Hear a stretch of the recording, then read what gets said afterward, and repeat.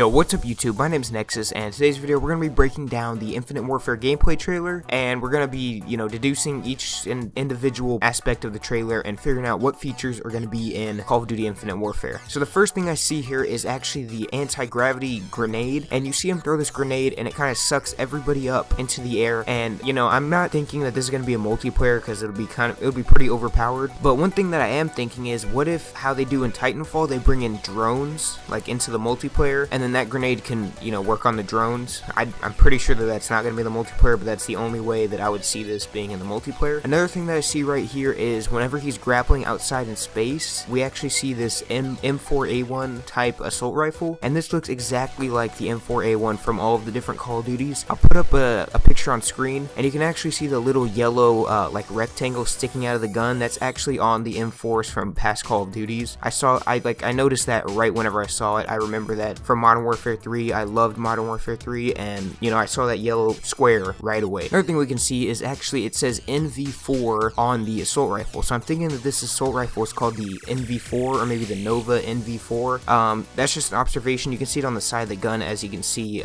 like in the reloading animation. You can see that little green in the bottom right, and I'm just thinking that's the name of the assault rifle. So the next thing I see here is this quote from whenever he's picking out the mission. It actually says Earth cluster contains the planets Earth and all the satellites within its gravitational sphere of influence. This area is the primary area of power in the UNSA. Now this is primary area of power, but they could also have other areas of power, like in different galaxies and in different areas of the world or of the universe. So they could be going outside of the Milky Way galaxy and going into different galaxies and nebulas. So I just thought that's interesting that says the primary area of UNSA power and not just the only area of UNSA power. And also we can tell from this Earth cluster that we're actually going to be exploring every single planet in, like, we're even going to go to Pluto, we're going to go to Neptune, we're going to go to Saturn, Uranus, we're going to go to all the different planets in this galaxy, and I think that's going to be really awesome to see some maps on Neptune where maybe we're underwater, or maybe see some maps on Pluto where we're in ice. That's going to be amazing, and I can't wait for multiplayer mission or multiplayer maps on those planets, or maybe some campaign missions on those planets. I think that's going to be really awesome. So the next thing I see here is actually I think Exo Abilities are coming back. I can see this Exo Shield, and he presses LB just like in Advanced Warfare. He pushed LB and the Exo Shield comes up, and it has a little power level at the bottom that slowly decreases. I'm pretty sure that this is going to be a multiplayer, because why would they add these Exo Abilities like Grapple and Exo Shield? Why would they add these in the multiplayer, or why would they add them in the campaign and not put them in the multiplayer? That seems kind of redundant and pointless. If they'd add this shield that really, it doesn't serve much of a purpose, but they added this shield. Why would they only add it in the campaign? Why not in the multiplayer? I'm pretty sure this is going to be in the multiplayer, and let's look at the next screenshot. So the next thing we see here is actually it says Earth, seat of UNSA and home to the majority of solar system's population. So we can see that the population has actually moved on to other planets like Mars, maybe Saturn, all these different planets. The population is actually transferred over. It actually says also the primary client of mining and industrial operations system-wide. Despite terraforming efforts on Mars, this remains the only planet hospitable to life. So it's kind of weird, how I said that,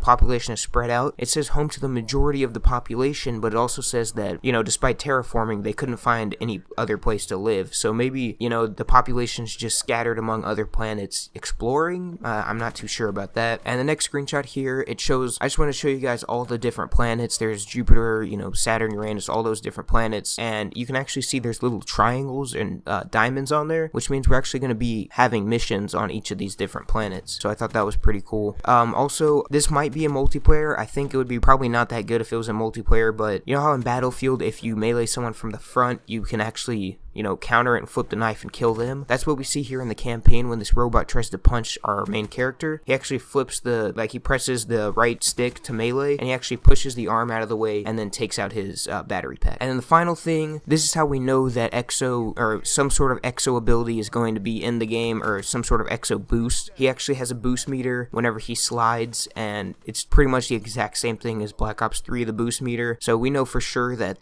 Black Ops 3 movement is going to be in this game. And also, I thought thought this was pretty, dumb since I'm an Xbox player, but it says pre-purchase and play Call of Duty Modern Warfare Remastered campaign first on PlayStation 4. And then at the bottom it says pre-purchase Call of Duty Infinite Warfare Digital Deluxe, Digital Legacy, Legacy, or Legacy Pro editions on PS4 and get access to the Modern Warfare Remastered campaign 30 days early on October the 5th. So I guess that means I'm going to be buying Call of Duty for both the PlayStation and the Xbox this year because I want to get that early. So if you guys enjoyed this breakdown and you want to see more Infinite Warfare stuff and more Call of Duty stuff, leave that in the comments. Comment what you feel about this. If you guys enjoyed this video, please do leave a like. Don't forget to subscribe, and I'll see you guys later. Peace.